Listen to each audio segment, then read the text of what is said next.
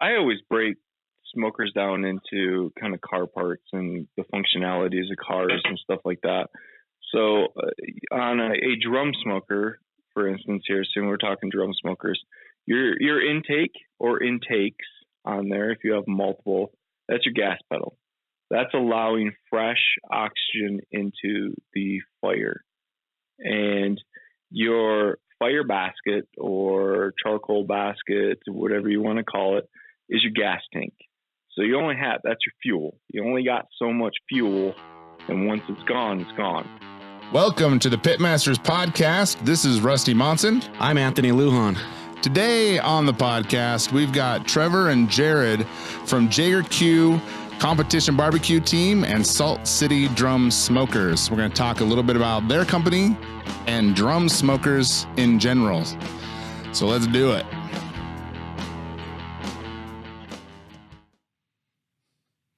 Yo, what up, Rusty? What's up, man?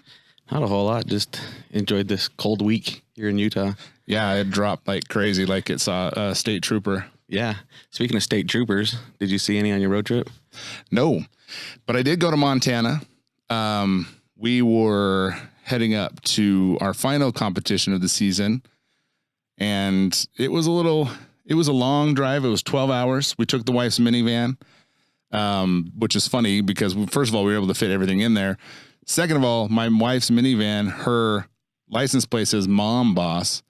So you got two bearded fellows in barbecue garb, barbecue equipment in a minivan. This is Mom Boss. So that was pretty interesting. Well, you were a boss up there from what I've seen. Yeah, we took Reserve Grand Champion. So we had kind of a rough cook, and I wasn't expecting much. And then we just got our first done chicken call, and then we got a rib call, and then we got a pork call. And I turned to Jared, I go, dude, if we get called in brisket, we're either RGC in this thing or GC in this thing. And we got to call him brisket. But then the guy behind us who was getting called right where we were got called fourth. So he reserve grand championed, and he took grand champion. We reserve grand champion, but we're up there with some good teams. We were up there. The guy who RGC'd the Royal was there. Parrhead was going to be there. He's not. There's some really good teams. It was 25, so it was a qualifier. We missed it by one shot.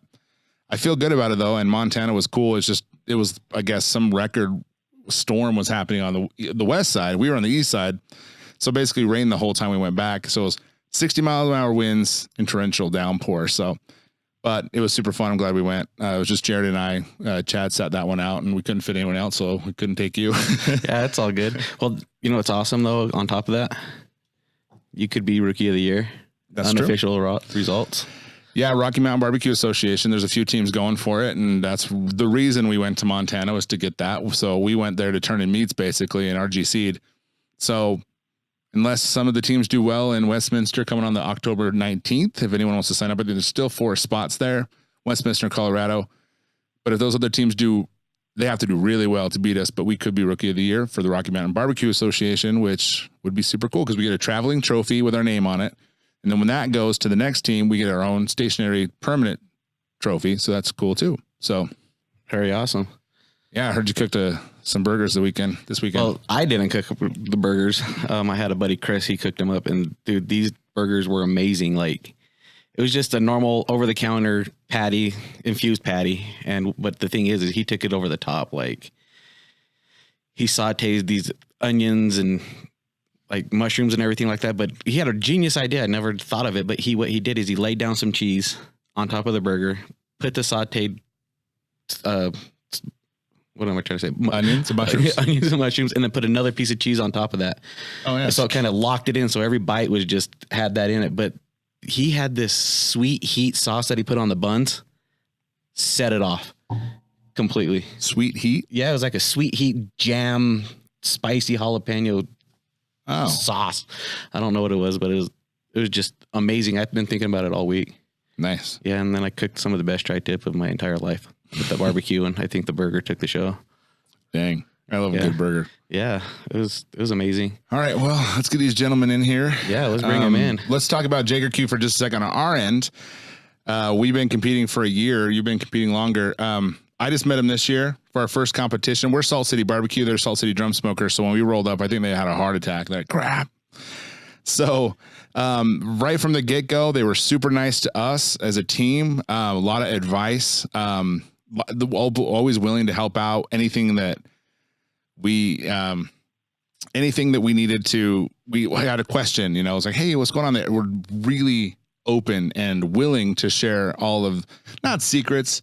I wouldn't say they got into like secrets, but it's like, hey man, you should try this. Hey man, you should try this. And they showed me a lot of stuff on drum smokers. And as you'll talk about, they have their own drum smoking company. So they're really infused in the local barbecue scene too. They care about where the sport is going. They want to bring more people into it. They're definitely here to stay. Mm-hmm. Yeah. So we're going to bring them in now and we'll introduce you to them. What's up, guys? Hey, what's up, Rusty? How's it going? What's up, Anthony? What up? All right, we got Trevor. Trevor, say hey. Hey. And Jared, say hey. How's it going? It's going. So let's talk a little bit about, we kind of went, I don't know, you guys were on mute, so you didn't hear us gushing all over you about you guys, but you can hear in the podcast replay. Sounds good. But let's just talk a little about where you guys got your start in competition barbecue. So I started the team. It was 2016. We didn't actually compete until 2017, and we went out there, had no clue what we were doing. The team was a little bit different then. It wasn't me and Jared. There was a few other guys on the team. Jared came on last year. We had to do a little bit of a switch up, but went out. We did the spring fling. I had no clue as what I was doing. And we did a 5th place brisket and the 8th overall on our very first comp. And that I was hooked from that point on. I'd cooked a lot of barbecue I kind of have a restaurant or catering background, chef background, and then I went into the Air Force. But I was just hooked and had been hooked ever since. And like I said, last year we kind of switched up the team a little bit and brought Jared on, and a couple of other people moved on. And then we kind of started hitting our stride. Like after that first competition, we didn't do worth a crap. After that, the rest of the season, and then last year, me and Jared, we started clicking, and we still had some rough spots, but the Kia, the Northern Utah Traeger State Championship, that was me and Jared's 3rd comp that we had ever done together, my 5th comp or 6th comp total. And we roll out there, Big Papa Smokers and Child Barbecue Company, Team America, a lot of heavy hitters out there. And we take a 3rd place with a 700. And that was pretty crazy. And then we don't compete a whole lot. We only do about 5 comps a year. But we're all about the barbecue scene. We're all about the new teams and stuff like that and trying to get them involved in it, and after my first comp and doing so well, we struggled, and it was hard, and I don't want to see anybody kind of go through that. So we're all about the new teams. We're all about trying to get information out there to the new teams, and we're trying to very approachable. Like we want to be those guys. And I think our scores and what we've done, over 13 comps now, we have 2 700s, a perfect 180, 2 GCs. Like we got a lot of hardware to kind of back it up, that we go out there and we have a good time, but we can cook at the end of the day. So right. And what we were talking about in the intro, like you guys were super willing to help teams like us who just started out this year. And you were one of the first people we met on the scene. So that was super cool. What about you, Jared? Where do you come from? Yeah, really. Before Trevor, I hadn't done a whole lot with barbecue. I was just doing little things in the backyard, smoking on a Weber kettle. And one time my wife posted on Facebook that I was doing a brisket on a Weber kettle, and Trevor's wife saw it. And our wives knew each other because our boys go to school together. And she was like, "Oh, your husband smokes meat." And And she was like, yeah. And his wife said, hey, you guys should come over for dinner. And one time we went over for dinner, and Trevor's got these two massive, gravity feed smokers that he built. And I was just smoking on a Weber kettle, and I was like, oh, well, I'm a little over my head here. But then at that point, he, kind of took me under his wing, and I joined the team after we did a lot of that stuff. And yeah, it's been good since. Like Trevor said, that Kia event, when we saw Big Papa Smokers, and we saw Parrot Head, and we saw Team America, and we saw there was just a bunch of them because it was a Jack qualifier.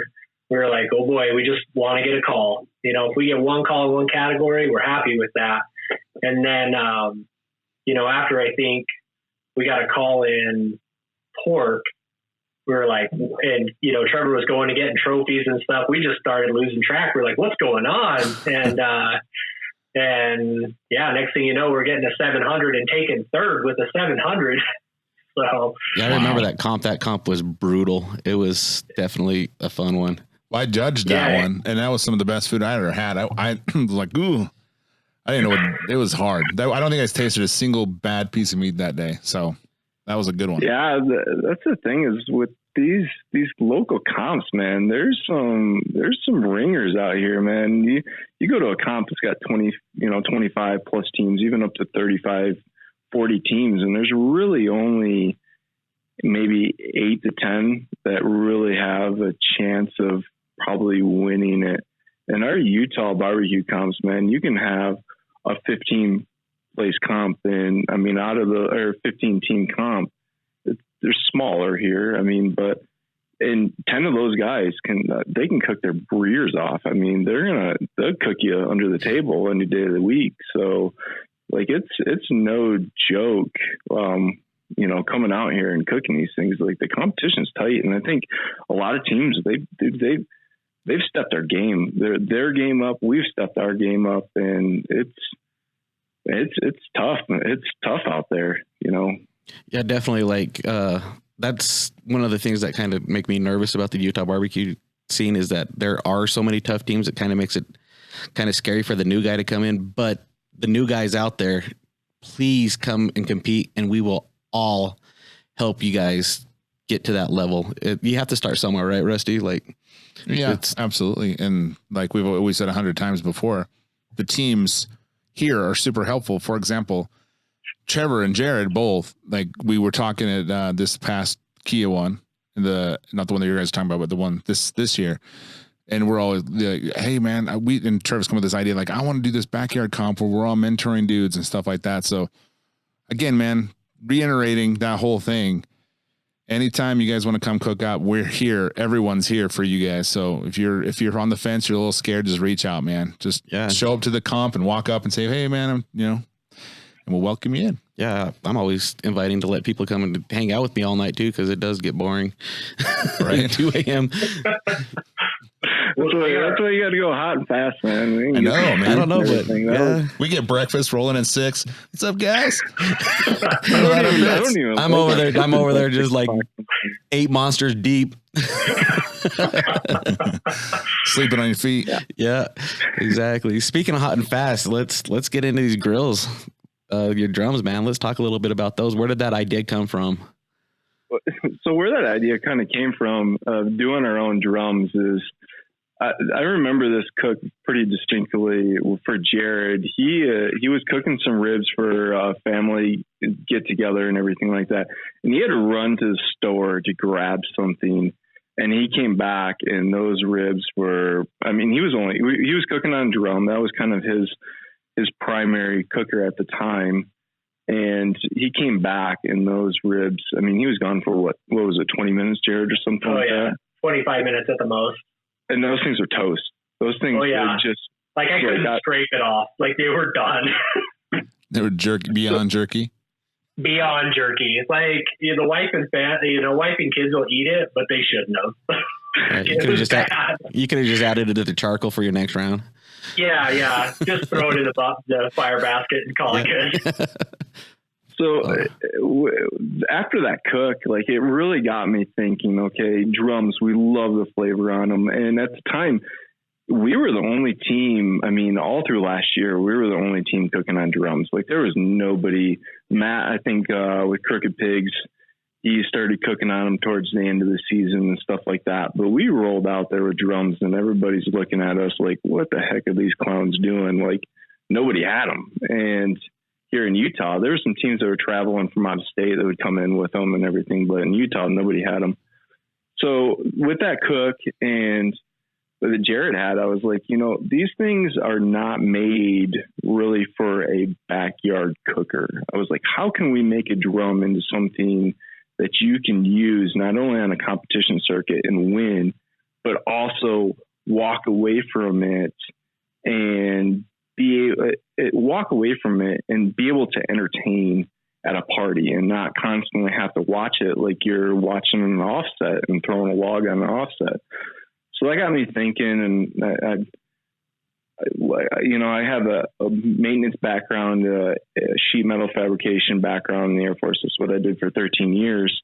So I just got to thinking and doing the math on stuff and on airflow and CFMs and what you need to move for a healthy fire. And we kind of got to the point where we figured out we didn't need two intakes, because your intakes are your gas pedals. And when you got two gas pedals, I don't know how many cars you've driven with two gas pedals, but it doesn't work out. They contradict each other all the time.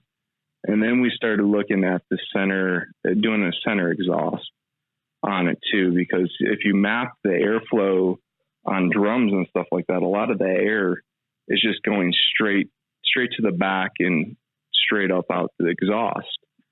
So we wanted to do a center exhaust on it, but then it came down to diffuser plate, and I cut diffuser plates for weeks and weeks and months testing them. And then we kind of got this, we call it a tiered diffuser plate. There's nothing, holes, triangles, squares, any shape that you can think of. They don't work. They don't even out temps in the pit, throughout the pit. All they prevent is flare-ups. So we worked on them.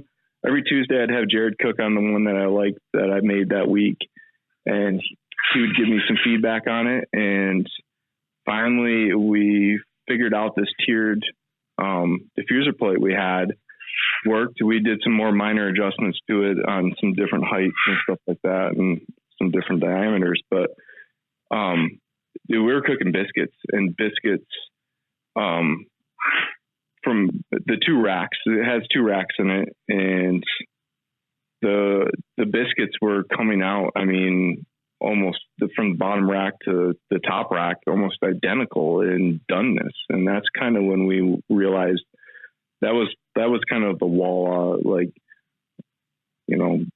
oh Jesus moment, like we have something here. So after about 6 or 7 months of working on this, on the actual design, we finally had something on it. So I don't know. They're dang good cookers. You're not going to find a drum smoker that's going to cook as even as these things. I can guarantee you that, because I've tried every diffuser plate and system out there that controls heat, and we cooked on them. This year when we went to Kanab, that was the first time that we've actually cooked on, from Kanab to Boise, which we didn't even touch on, was kind of the first time we've actually cooked on the same drum smokers in back-to-back competitions, because I had been trying stuff for a few years now, but and then we finally, it just clicked.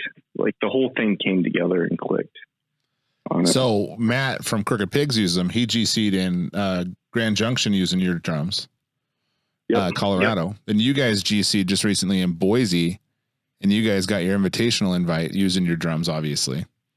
Yeah. So obviously they're working. They do really well. I've seen them in person, and spoiler alert, I just got mine today, so I'm really excited about it. Yeah, man, these pits are amazing. Like he was talking about, that diffuser plate is a game changer in the drum world. So how many sheets of steel did we go through for that diffuser, Trevor? I went through five, six. Yeah, we're on our. Oh, we're not on it anymore. Yeah, because we used to have. There's so 6 5x10 sheets of steel is what I mean. I can get 12 diffuser plates out of each. Roughly 12 diffuser plates out of each 5x10 sheet of steel. So you can kind of do the math on that, of how many diffuser plates. Plus we ran everything on the market. Like there wasn't, I mean, I was shipping in stuff, you know, that other people are making and testing their stuff. So that just, I mean, you know, 60 different diffuser plates, 72 different diffuser plates that, you know, we personally manufactured on the plasma table, and then all the store-bought stuff out there. So I probably ran 100 different, I went through a pallet at Kingsford charcoal. Like I can just run in diffuser plates. So, because I couldn't afford a lump, you know. Right. Kingsford's, you know, just the same. You know what I'm saying? Yeah. Episode 1, we'll go through that. Yeah, we heard that podcast. Yeah. So these drums, they have all the bells and whistles on them. You know, when I was sitting there talking to you at the last in Wendover, I was like, what about this? You're like, it's there. What about that? It was there. Like you guys literally thought of everything for these drums. So yeah, what would separate them from, let's say, a Gateway? And I've seen everyone, like you said, most have 2 intake valves. Yep. You guys have a center outtake pipe, whatever they're called. Yeah, exhaust. Yeah, exhaust. That's what I was looking for. And then you guys, you guys didn't downpipe on your Also accessories though. Yeah, you guys have a spot down to the bottom for a guru. Guru on the bottom versus force feeding it from the top. And you also have a place where you're obviously going to put your thermometers through, so it doesn't have to go through the lid, which I think is awesome. So obviously those are benefits. So how do you see those things making them better than a Gateway or anything like that? Well, they don't have those things. Like, so when you get into the backyard, we can cook. Comp guys and you're really, really super experienced guys they don't need all those probes. They don't need, you know, they just need a thermopen, and they've cooked enough where they know usually, you know, 5 to 6 hours into my cook, it's going to be within probably a 5-degree window of it. Just you cook so much, you just know. Like you can look at the clock and I can tell you, well, I put it on this time, and I bet you it's, you know, it's 163 degrees, and I'll be 161 to 165 in there. So you get those kind of instincts where the temperature probe thing, like I was screwing up probes. Like I'm sitting there when I first started out, I'm running probes underneath the lid. Well, the lid, it has a lip on it, and you're just crushing probes. So after 2 or 3 times of that, I just ruined a $20 probe. Why don't I just do like a Traeger does or something and put a probe grommet in there? But you do have 45 probes, so. Yeah, 90%. I do. So I run around with probably more probes, just myself and every team at a competition has combined. But 99% of those probes don't work. Jared's laughing at me. I tried to give Rusty some in Boise. I was like, hey, if you need 5 of these, just take them. Trevor kept on coming back. I was going to grab them, but he kept on rolling around. It's like your guys' good luck charm. It's like, yeah, but you would have grabbed 5 and none of them would work. That's true. That was probably the point. That's probably the point, right? Like, take this one. Yeah, it would have been off by 15, 20 degrees on you. So, and that's the thing, because I know is specifically we use 5 probes total, and we don't use them all at the same time. We use 5 probes, 2 for our chicken and 2 for Boston butts, and then I run 1 at a certain point for our brisket, and that's it. And I know what 5 probes work, and those are the only 5 probes that I grab. The other 65 probes that are hanging up there, they're garbage. You look like the Russian from Rocky IV, you know? Those just connected. They're not connected to anything. They're just hanging there. It's really great. Yeah, let's talk about this other feature that I really enjoyed was where you put the lid when you open it. That was amazing. Yeah, so that's another benefit of running a center exhaust is you have especially with the teardrops that we get from That's one of the parts we don't make. We didn't do in house. We didn't design or anything like that. We get from smoker builder manufacturer Frank Cox out there in Missouri. Great guys to work with, and but center exhaust. It allows you to have a natural place to hang the lid off on the side without having an internal lid hook and getting all of your gunk and goop and smoke and meat grease all over the side of your drum. It actually goes on kind of reverse, so the inside surface of the lid is actually pointing out and it's not touching anything. So you can. We designed the handle so the handle will accept it.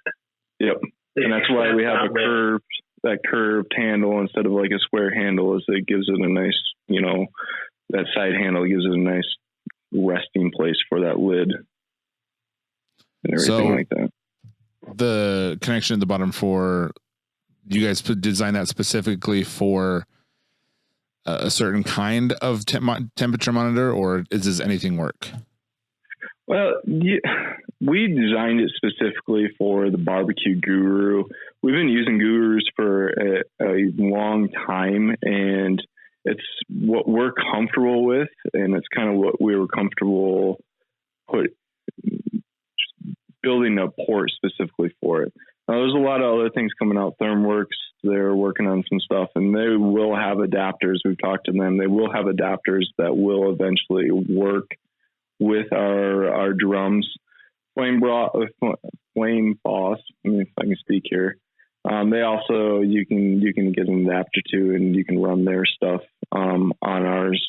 We like the Guru, man. I don't, there's just something about the Guru.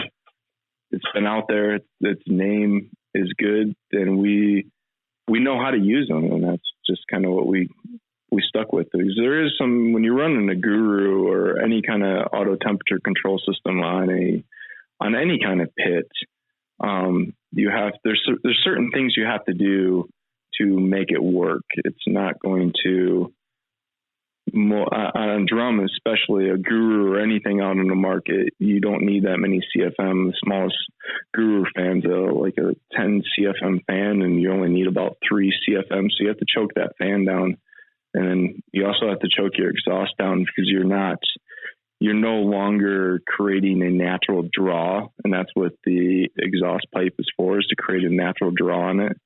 So a little tidbit here, you have to close that down and about halfway, because otherwise you're just going to blow all your heat out of the pit, and it will never get to the temps that you want it to.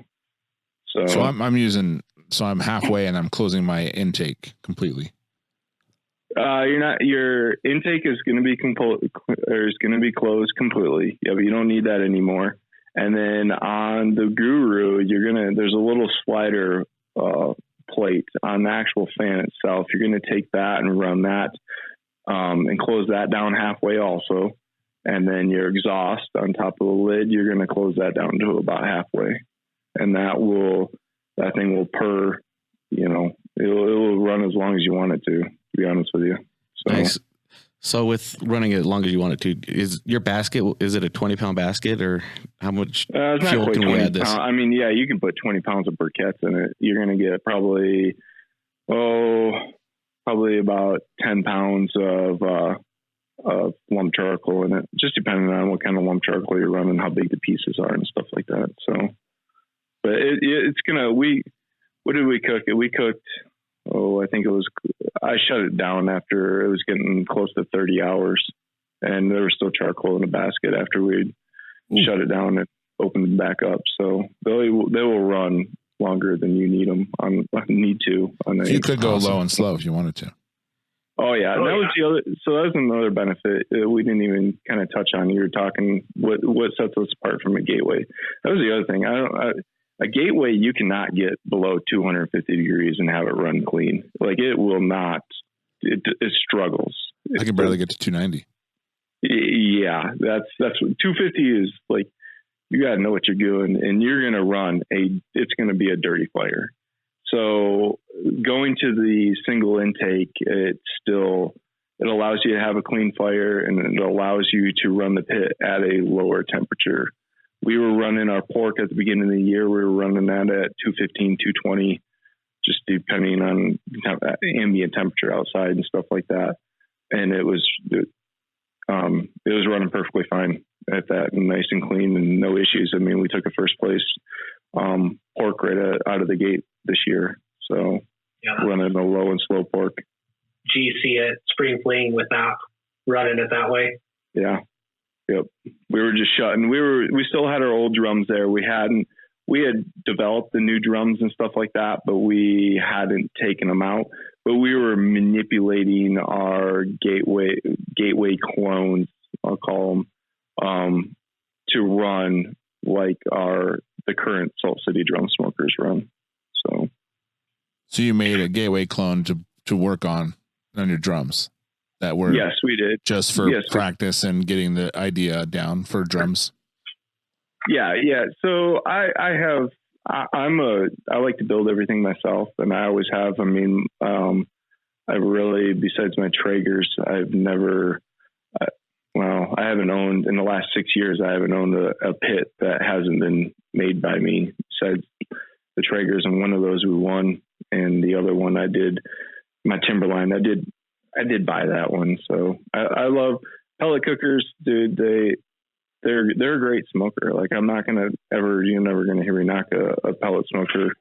They have their purpose, and I do believe that I would probably be a better cook now that might be debatable. I don't know. I've learned a lot along the ways, but starting off on a pellet smoker, it shortens the learning curve so much that they are definitely a smoker that you need in your arsenal, along with a drum smoker, a Salt City drum smoker. Nice. So we've covered exhaust intake, thermometers, where to hang your lid. Let's talk about, what about mobility? Okay, so the wheels on ours, they're all adjustable. That was another thing. I've watched Fidel and Curtis, and Fidel more than Curtis, I guess, in this one. Fidel's usually setting up the pits with Utah Barbecue, but Fidel is pretty, before he was cooking on Traegers, and even when he is cooking on Traegers, having those smokers level.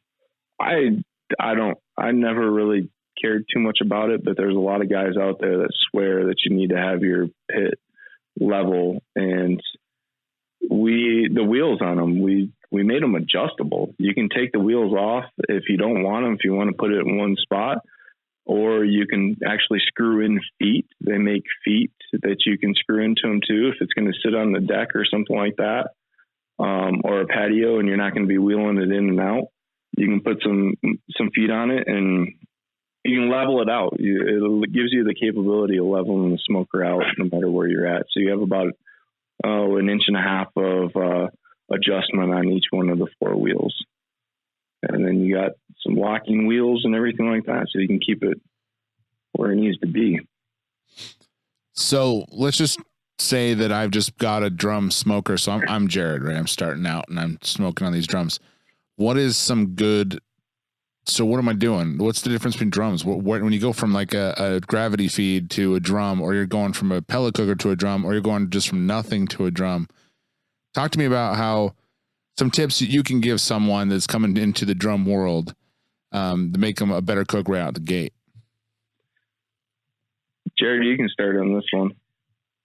So the big things that I learned right out of the gate that we ran into was fire management. Fire management with a drum smoker. And even when we were using the ones that we built that were the gateway clones and playing with those ones, learning how to control that fire. I cooked this weekend. We did a brisket and 4 chickens with my brother-in-law, and he did it on 2 of our older drums. And he said that exact thing. He's like, I just, figuring out how to manage that fire and run a clean fire. So these guys that are coming from, like you said, say they're coming from a pellet grill, and you kind of hit that button, set it, walk away from it. you can do the same thing with the Salt City drum smokers. You can kind of get it where you want it and get that fire clean, and then you don't have to babysit it so much. But that's what I would say. The things that right out of the gate, the tips is getting a clean fire, lighten that drum smoker. We always recommend an hour or so before you're actually going to put meat onto it. So you've got everything clean, and then putting your meat onto it, depending obviously of what you're cooking on there, if you're going chickens or briskets or whatever. Yeah. So I always break smokers down into kind of car parts and the functionalities of cars and stuff like that. So on a drum smoker, for instance, here, so we're talking drum smokers, your intake or intakes on there, if you have multiple, that's your gas pedal. That's allowing fresh oxygen into the fire. And your fire basket or charcoal basket, whatever you want to call it, is your gas tank. So you only have, that's your fuel. You only got so much fuel, and once it's gone, it's gone. So you got your gas pedal, your gas tank, and then you have your exhaust, which I consider the motor of a drum smoker. And the reason being I consider that kind of the motor of it is you have a certain diameter exhaust. And if it's properly designed and engineered and everything like that, it has a certain amount of cubic feet. The cubic feet in a motor on a car never changes. And on an exhaust, if it's running wide open, it never changes either. So it's going to pull, it can only pull a certain amount of air through there. You can have, 5 intakes in there, but that exhaust is going to dictate how much fresh air that it's going to pull into that smoker. So that's kind of how I break it down, and we've had some good luck and some guys that are switching over from pellet and breaking it down like that to them. It's helped them out. It puts it into a little bit of a perspective. So you always run your exhaust wide open unless there's some extenuating circumstances of wind where it's extremely windy, and then your intake tube kind of becomes, it's forcing air into it. So it's almost like you have an auto temperature control system on it, where like I said before, you have to kind of shut that anytime you're forcing air into the smoker when it doesn't want it or doesn't need it, there's certain things you have to shut down besides your intake. Your intake is your gas pedal, and that's what you're going to adjust 9 out of 10 times. But when you get into windy situations, or that your exhaust is what you have to control at that point in time. Nice. So I'm rusty. I got me a new smoker. How am I breaking it in? You're very attractive, by the way.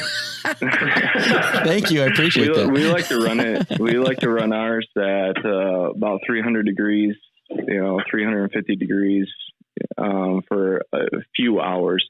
Yeah, when you do that, you're burning out all the oil that's in the steel. It's all of our drums are brand new drums. So in the manufacturing process, there's oils and stuff like that, lubricants. You got to burn those out. So 300 degrees, 350 for a minimum of 2 to 3 hours. And then after that, you can start backing her down to whatever you want and then go ahead and cook on it. We do use some vegetable oil, especially, you use vegetable oil. That's how we originally broke ours in this last batch. Our new comp drums that we just got done building, I didn't break them in that way. Hopefully it doesn't screw anything up. I kind of changed up my ways, but just to try it out. But we use vegetable oil. Okay, so I'm coming up to you and I'm saying I got a pellet smoker. I want to switch to a drum. Or no, let's put it this way: like I don't want to switch to a drum because I like my pellet smoker because of the smoke. What's your argument to kind of get someone to switch over to a drum? What would you tell them that makes the drum better than a pellet cooker? Well, this is the thing: is like us guys, guys in general, there's only so much you can talk about when you do go up and just hit a button on the pellet smoker and walk away from it, and it kind of does its thing. Like we like that aspect because it allows you to entertain when you're cooking at home. But at the same time, there's other things that you're sacrificing. I think you're sacrificing some flavor on a pellet smoker. And in the comp world, I think you have to do a little bit more manipulation on your flavor profiles to get your stuff to hit. But you can have the same outcome on a drum smoker once you learn how to run it and once you learn how to manage a fire. And really, there is no cheaper way to learn how to manage a fire than a drum smoker. You have your green eggs and your ceramic type cookers and stuff like that, but those things, they're expensive, first off, and they are very fragile. Don't be wheeling them around because they will crack on you if you're not careful. But other than that, there's really not anything in between. You either have a pellet cooker, and then your drum is your next feasible way to elevate your barbecue game. Malcolm Reed, I was blown away. So in 2016, Joey, he had this homemade drum. I had never had barbecue off from a drum. And he made a brisket for going away. I was still in Air Force at this time. He made a brisket for this going away party. And it was the best barbecue best brisket I had ever had in my entire life. Like, I'd put it up against some dang good restaurants that are known for their brisket around the world or the United States. And I'd put it up against some of these, my comp brisket today. It was phenomenal. And not that comp brisket is sometimes phenomenal, but it was just hands down the best food that I had ever tasted. The smoke, it was just everything about it was fantastic. So you're missing out on a pellet smoker. A lot of your woods that are out there on pellet smokers, not knocking them, but just be careful what pellets you are buying, because some of those are oils. They're flavored with oils. They're not actually, they're not an actual cherry wood. They are an alder wood or some other kind of wood that has a cherry oil flavoring in them. And I think the barbecue kind of takes on those, and you just have to be careful of it. Well, I think anybody who's coming off fire management, your Weber kettle guys, your reverse flows, your offsets and all that can transition to a drum extremely easy. Like you said, it's just fire management, learning how to maintain that. You had the perfect example. Your gas pedal, learn how to control your gas pedal, right? Yep. Yeah. And I think for me, like when I first got that was the drum smoker, I cooked ribs and a pork butt on it. And it was like love at first sight. I was like, that's it.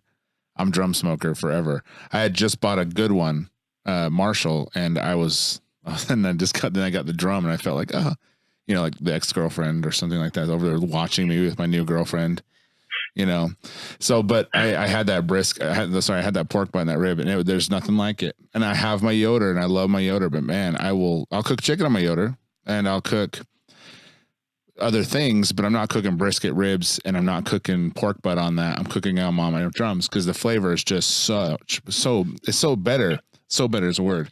That's a thing. Yeah, now it is. Yeah. So Mo better. Yeah, but it's like with better. Tuffy Stone always says that he uses his wood like salt and pepper.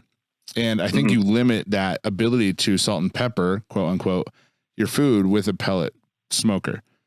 You have more options to salt and season your meats with, especially a drum, stick burners, all that stuff. But drums is the easiest way to get in that and really play with some flavors and really step your game up. Again, not knocking pellet cookers because I love them, but I think that's my argument for drums, particularly. And I think there's a lot of guys that look at it. They're like, they look at the downside of managing a fire. They look at it as a downside. But really, I find that as a plus side. It's been a lot of fun to learn how to manage that fire a little bit and play with that fire. And then the nice thing about our drums, if you want to entertain the whole time and you don't want to check on your smoker every, once an hour or something like that, you just want to let it go, throw the Guru on and walk away from it. You just turned a drum smoker into a set it and forget it. And that's why, Trevor and I, we cooked on these things for years before, and we took all the things that we learned throughout the way of, I want to have all the options under the sun.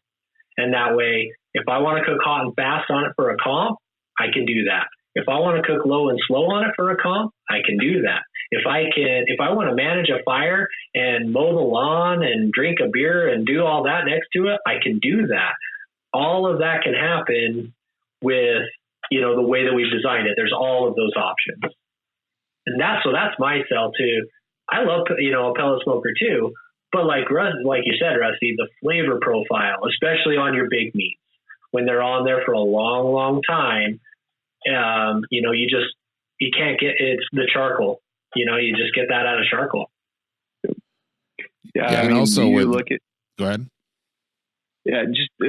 You look at the comp circuit. I mean, if you're not cooking on Jambo or you're not cooking on drum, like it's tough out there, man. It's pretty cutthroat because those two smokers, man, those two types of smokers, they kill it when it comes to a flavor profile.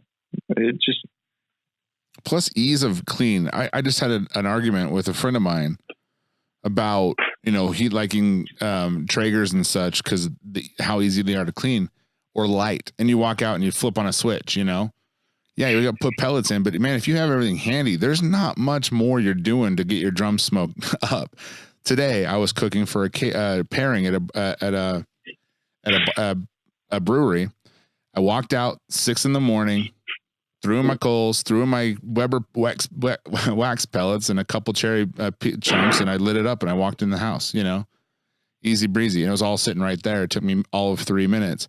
And cleaning my drum smoker, I take that thing out, I dump it, I might vacuum out sometimes the bottom, and then I'm scraping my grates. That's basically what I'm doing with my Yoder. I'm taking that plate off, I'm vacuuming underneath all the pellet ash, and I'm scraping my grates. It's all the same thing. So people get this weird thing that's a little bit harder, and especially when it comes to cleaning it, I disagree. I think it's spades in everything. I think it's very easy to cook on a drum smoker, fast, efficient, set and forget it, like you said, Jared, with with help, like a guru and stuff. I mean, there's so many advantages to those. And like you said, Trevor, when I first started, I only saw a few. You guys were one of them. Matt was the other. And now I'm seeing all sorts of people go into drums in just the year I've been doing it.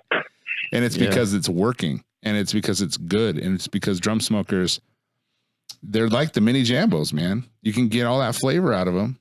And they're super convenient. They can pack them around. They're not 2 tons, just throw them out and get them going and win comps.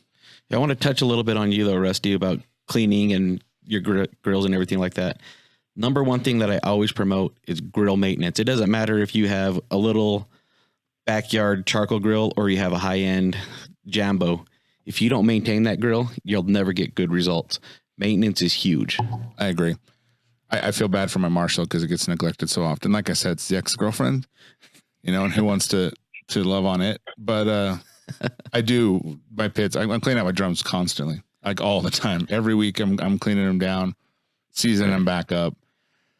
So I have a new Salt City drum smoker. So what do you guys do as far as the cleaning? Is that pretty easy? What am I doing when I'm cleaning that thing out?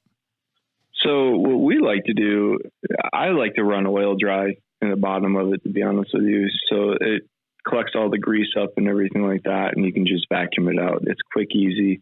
Scrape the sides down, scrape your grates down. If you want to do an extreme deep cleaning, Sam's Club has a grill oven cleaner. But you have to be careful with that stuff and getting it on the powder coat. It will take the powder coat off from it. But that's another thing why we have stainless steel blades on ours. Is that was one thing that we found is when you're trying to degum those blades, you end up taking the paint off them and everything like that, because they will start sticking, especially your exhaust. Your intake, you don't have to worry about that, but the exhaust blade, the damper control will start gumming up. And when you got to go clean it, it becomes a little bit of a chore. So we went stainless steel on ours just to prevent that problem. But yeah, that degreaser, spray that in there, let it sit for 5 minutes, and then rinse it out, dump it upside down, get all the water out of it, and put some new oil dry in it, and light a fire for about a half hour, 20 minutes, or a half hour or so, and kind of re-season it back in. On our comp drums, we clean them out the day before we're going on the road, and we don't even re-season them back in. We clean them and go. So you season basically when you light the pit on Saturday morning. Yep. That's it. So I've always been told that a new pit is the most predictable pit that you'll ever cook on. So you know exactly what flavor profile you're going to get off from it, because it's new. You're not going to get any off flavors or any of that kind of stuff. So we clean every comp. Our drums get cleaned. Our smokers get cleaned, except for the pellet, because we only cook chicken on that. But we just vacuum it out, put a new little grease thing in it, and call it a day on that. But yeah, our drums, every single time they get cleaned before we go out. You did mention your powder coat there. Let's dive into a little bit about the powder coat, man. Like, you have lots of color options, don't you? Oh yeah, dude. There's thousands and thousands of powder coating options. We do 5 standard colors. You have your black, smoke gray, orange, red, and a blue. And then, like, for an additional charge, there's probably about 75 more colors that you can choose from. And then there's a whole nother line, if you wanted to get you up into those thousands of color choices that those are more of your custom mixes and stuff like that of the actual powders, but we can get those for you too. So yeah, your colors are endless. We've done all kinds of them. We got a bunch more coming up that are going to be some pretty cool color schemes, but if you can dream it, we can throw it down. So I got a nameplate because I'm bougie. I have to look good. I look good before I cook. You know what I'm saying? Is that an option for you guys always, or am I just special? Just, I know I'm special. Listen, yeah, you are definitely special. I just wanted to hear it. But you guys can do that for other people, right? Yeah, we'll do the nameplates, because we do get, people that are saying, hey, I want a nameplate for my team, or I want this, and we can do it, and we just charge a little bit more for it. So no big deal. Yep. We don't do our nameplates in house. We actually have somebody else manufacture those for us. And, but there is a little bit of waiting. If you want a nameplate on our custom color, right now we're probably about 3 weeks out. So we're doing a lot more smokers than what we ever anticipated doing, to be honest with you. So starting off, that is. And you guys are, quote me if I'm wrong, are pretty much like the only drum builders on the West Coast right now. Yeah, there's nobody. You can get kits from Big Papa Smokers, and that is it. That was the other reason why we wanted to start. It's hard to develop a barbecue community without individuals building smokers. Like, you look at the Midwest and you look at the South, there's a lot of pit builders down there, and there's a wealth of knowledge down there. And we need to get that knowledge out here on the West Coast and we're also, all of our suppliers, except for 2 or 3, they're all out here on the West Coast. So we're trying to make it to where somebody wants to build a smoker, not a drum smoker, any kind of smoker, they can walk into a fabrication shop. We're working with a lot of them. I talk with them all the time, and they can walk in there and they know what a diffuser plate is. You just kind of got to tell them, hey, I need a diffuser plate. Tell them what you want it to look like. They're not going to, like, when I walked into a lot of fad shops out here, said I need a diffuser plate for a smoker, they looked at me like, what the heck? A smoker is like cigarette smoker? Like, is something like what like just crazy talk. Like, so we're trying to do that too. We're trying to, get people on board that can make stuff for you. Nice. So where can they find you? Where can people find you? So we got the website, www.saltcitydrumsmokers.com. Facebook, same thing. It's at Salt City Drum Smokers. And then we're on Instagram also. You can check us out there. So we got everything covered. I don't do the whole Twitter. I don't know if Jared's going to start doing Twitter, but do Twitter, Jared. Yeah, just do Twitter. Yeah, tie it into your Instagram. It's easy. Facebook and Instagram aren't too bad. I don't know about this whole tweet thing. Yeah, right. You just get people in trouble. Yeah, you just post on Instagram and have it tagged, and you don't even have to go on your Twitter. It just automatically uploads. Perfect. I'm going to hit you up on that, Anthony. Yeah, we're and so this. Oh, go ahead. Go ahead. Sorry. We're horrible at the social media thing. It's been a mad scramble. I think that's probably been harder figuring out how to use social media more than actually building smokers. At least for me, it's been like that. So shoot me a message. I'll help you out get that going. But this is a veteran-owned company, correct? Yep. Yeah. So I did 13 years in the Air Force. And I got injured and my enlistment was coming up, and I decided, I needed a little bit of a change of pace because I was not, after a back surgery, I was not getting any better. I was kind of relapsing and still having issues in my back. So decided to switch it up and kind of made barbecue and daddy daycare, getting the kids off to school. Nice. Thanks for your service. For sure. Thanks, man. Yeah, thank you. Yeah. Is there anything else you guys want to shoot out there? Oh, Jared, go for it, man. No, I mean, the biggest thing is what you guys touched on it at the beginning is if anybody wants to come out and compete or get into barbecue, like we're more than open to helping people out. Ask us questions on any of our Facebook or Twitter or Instagram or anything like that, and we'll help you guys out. And if you ever need anything, let us know. Nice. And then we forgot to ask the main question: what's your guys' favorite thing to cook?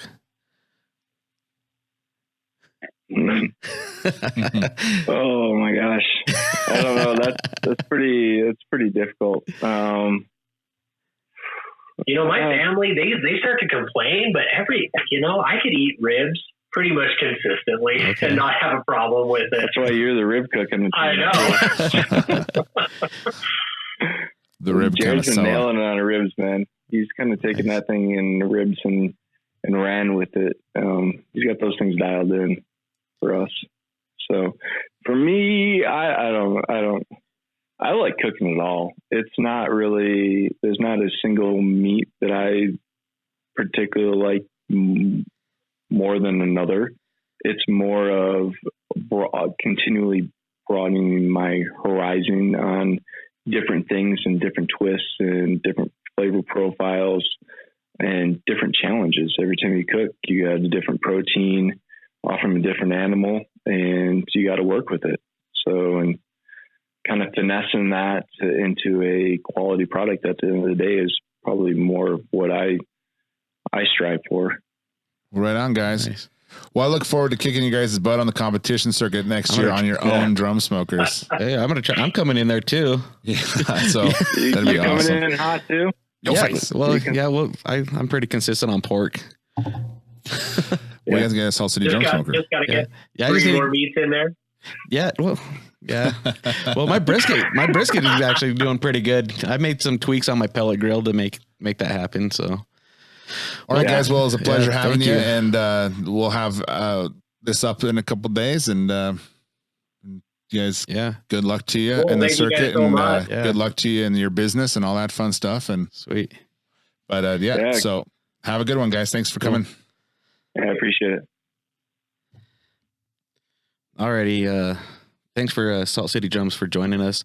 You can also catch them pretty soon they're going to be launching a YouTube video here pretty soon on some recipes and stuff. Yeah, they'll be doing like how-tos. They already have a cleaning one up, I saw.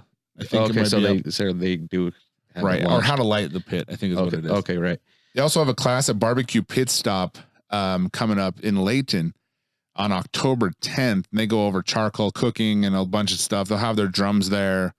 Go over to saltcitydrumsmokers.com. I believe they'll have it there. They'll have it on their Facebook page, so you guys can go and sign up for that. It's really cheap. I think Anthony and I might go.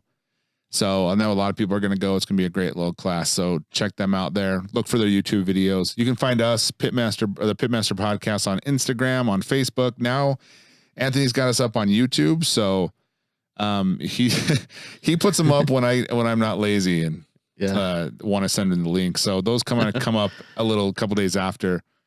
So when do you try and shoot for those? I'm shooting about a day and a half, 2 days behind you on the audio. So, all right, cool. And if you guys watch this on YouTube, our first video is going to be up with this really janky backdrop. Well, we already have 4 up, but our actual video.